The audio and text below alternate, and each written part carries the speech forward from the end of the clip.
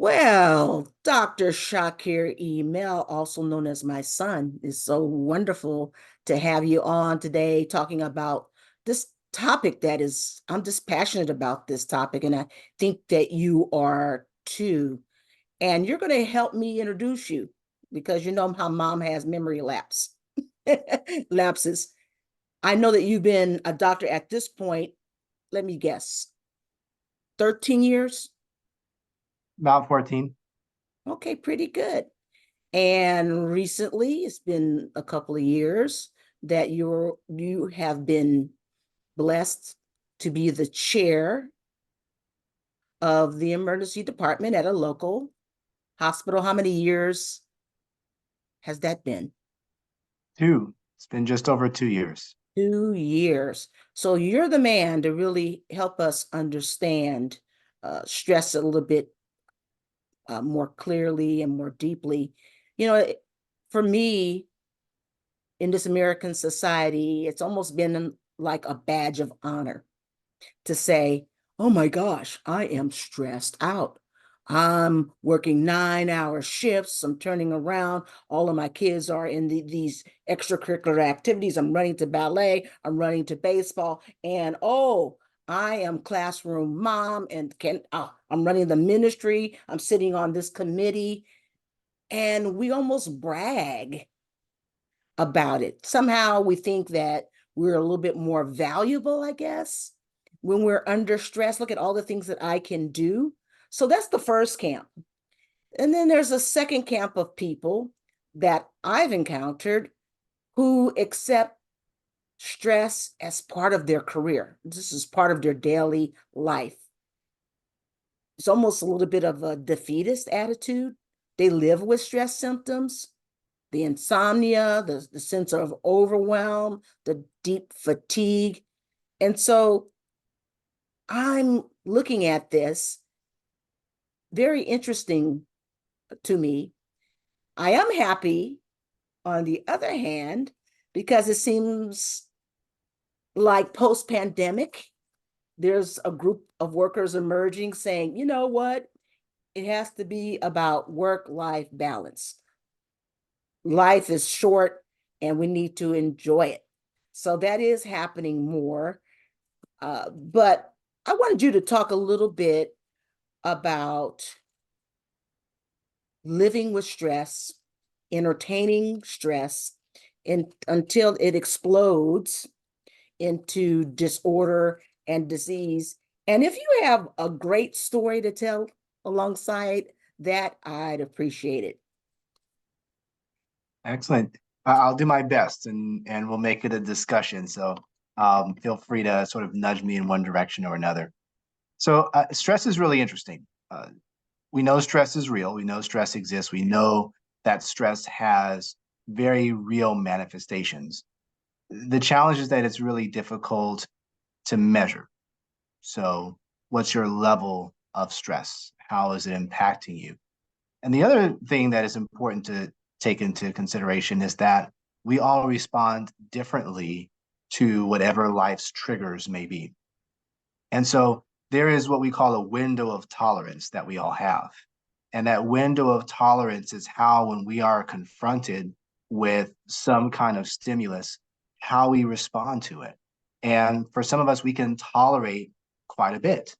And so that stimulus can push us one direction or another, and we're still within our zone of tolerance. And it's only when we get out of that zone of tolerance that we're really in that area of stress that is unhealthy. Now, that zone of that window of tolerance can vary by person, but it can also vary by circumstance. So you may just have gotten off of the phone with your spouse and had a bad conversation and you're a little heated and feeling a certain way about it, and then you go to work. Well, in the moment, your window of tolerance might be much smaller than it typically is, and so it's very circumstantial. It's very person dependent. And so, really, the question for all of us is, what is that window of tolerance? Recognizing when we're being pushed to its bounds, and then trying to figure out how to get back into that green zone, back into that window of tolerance, where we can confront stressors We can confront certain stimuli, but we can still be well regulated. We can still be ourselves, still be mindful, still be present in the moment, and therefore be able to move forward with what tasks we have to do and with the goals that we have in our lives. And so I think again, there's a lot of emerging understanding, evidence, research on stress, but again, it can be difficult sometimes to then translate that into our day-to-day lives. Can I And make a, so, sure. I think that when it begins to interfere with function, my insomnia, my sense of overwhelm, my low-grade depression, my fatigue, if you're on that cusp, that is as if you could think of a car and you look at the console of your car and you see that flashing red emergency light coming on, you know you need to take that car to the mechanic. Something's happening here. And I believe that our emotions, mental state, and body will do the same. So I think that is the criteria that I oftentimes refer to when I talk about stress symptoms. Uh, you're right on. And really, what it comes down to is fight, flight, or freeze. Right. So when you're in one of those states, and you named a lot of different manifestations of, and I like the way that you group it as dysfunction, right? It's a loss of function. So when you're getting into that space where you're out of that window of tolerance, and you're going to encounter those types of symptoms, those fight, flight, or freeze symptoms, and they can manifest as that dysfunction. And I totally agree. That's a signal, a sign, a warning that you've already passed the checkpoint, right? So you're already out of that window. And so really it's learning when you're getting there, learning the signs, the symptoms, the patterns for you, so that hopefully before you even get to fight, flight, or freeze, you can draw yourself back and realize this is moving in that direction. What are the tools that I have to bring myself back to center? And I believe too, Dr. Email, that the key is just early intervention and being married to self-care, making it a lifestyle, even looking at specific stressors. All stressors are not equal, and really pairing some of your stressors to different exercises or different strategies to deal with that particular stressor for you to really begin to experience some control over that. That's my thinking. What are your thoughts about that? Yeah, I think in summary, I think two big areas that we've got to work on are both knowing thyself, right? You got to know yourself, and then also being good to yourself. And so I do think that those are really key. In terms of knowing thyself, I think some really big concepts and tenets are, what are your triggers?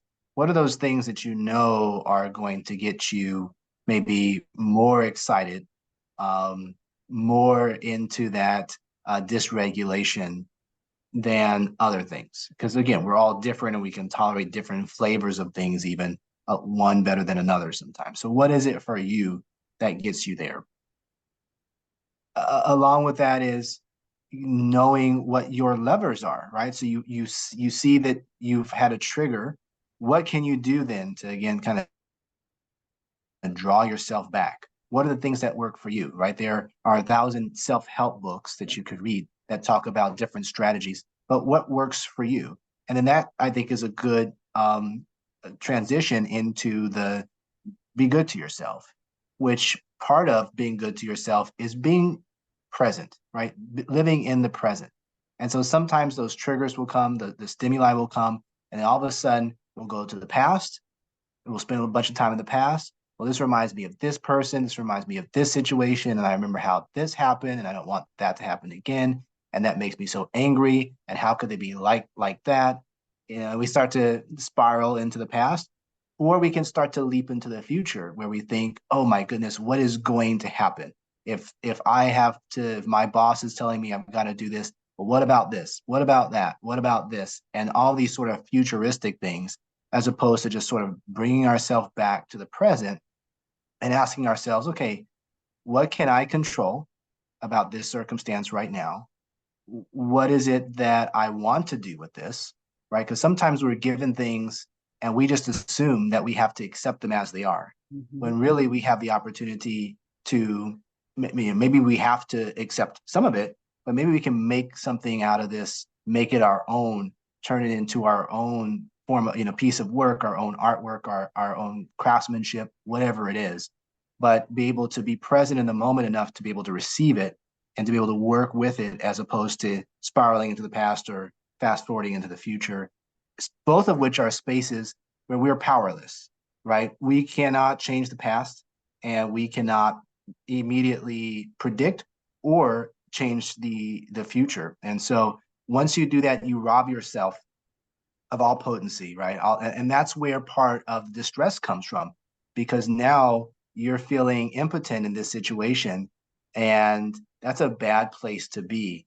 Like there's nothing you can do. You're powerless. You're a victim, and so really wrestling back some of that power comes with just living in the present, living in the moment, mindfulness, and trying to realize where you stand in the midst of everything that's going on around you.